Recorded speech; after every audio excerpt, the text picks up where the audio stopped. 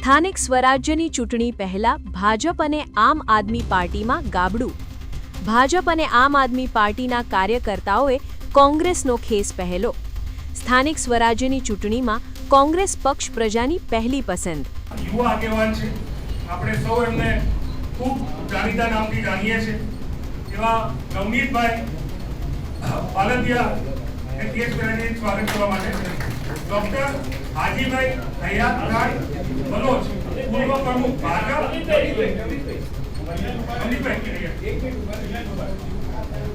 હાજીભાઈ હયાત ખાન બલોચ સાહેબ પૂર્વ પ્રમુખ હતા પાલિતાણા નગરપાલિકામાં, પૂર્વ પ્રમુખ હતા પ્રમુખ શ્રી ગુજરાત બલોચ સમાજ, પ્રમુખ શ્રી પાલિતાણા ખેતી વિકાસ સેવા સહકારી મંડળી, પ્રમુખ સમસ્ત મુસ્લિમ સમાજ પાલિતાણા.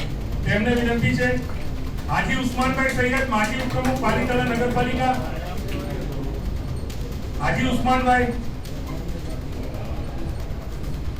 ઈસુફભાઈ મહેતર માજી ચેરમેન આરોગ્ય સમિતિ પાલિતાણા નગરપાલિકા, ઇબ્રાહીમભાઈ સૈયદ માજી ચેરમેન સ્ટેન્ડિંગ કમિટી નગરપાલિકા, જયદેવસિંહજી ગોહિલ માજી પ્રમુખ સિયોર તાલુકા પંચાયત, પ્રમુખ ક્ષત્રિય રાજપૂત સમાજ સિયોર, જોરાવર ખાન બલોચ ઉપપ્રમુખ શ્રી પાલિતાણા ખેતી વિકાસ સેવા સહકારી મંડળી, મહેબૂબભાઈ અજમેરી સ્વાગત છે.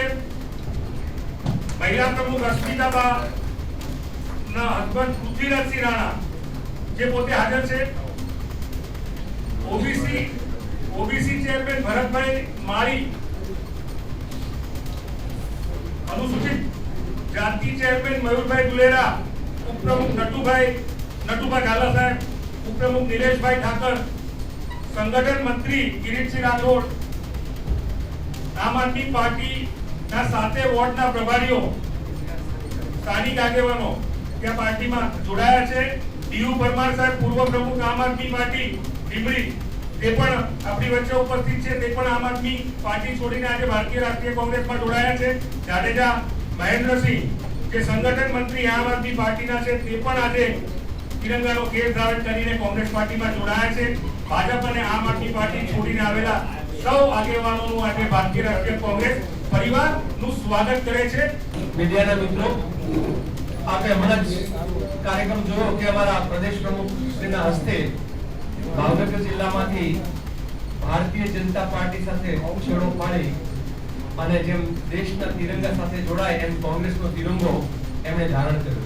એ જ રીતે લીંબડીમાંથી આમ આદમી પાર્ટીનું સમગ્ર માળખું પ્રમુખ, ઉપપ્રમુખ, એના વિવિધ સેલ અને ડિપાર્ટમેન્ટના પ્રમુખશ્રીઓ એ બધા જે છે એ અત્યારે આજે કોંગ્રેસનો કેસ કરી અને આ દેશની એક જુદા જ પ્રકારની વૈચારિક લડાઈ, દેશની જનતાની લડાઈ જે અત્યારે ચાલી રહી છે.